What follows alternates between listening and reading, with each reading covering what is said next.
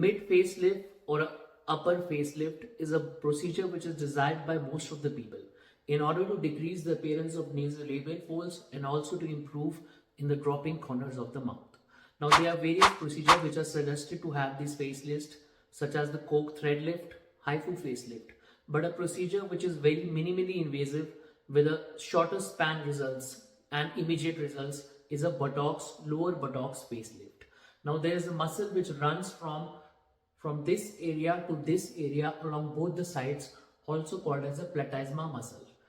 and also muscle which runs around the corners of the mouth, also called as a depressor anguli oris muscle. Now both these muscles, platysma and depressor anguli oris, have the tendency to make the face, they pull down the face downwards. They are creating the appearance of jowls and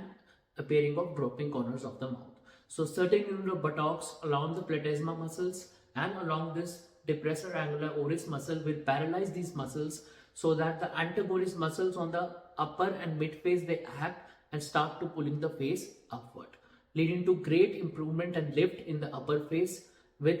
results in a shorter period of time and minimally invasive.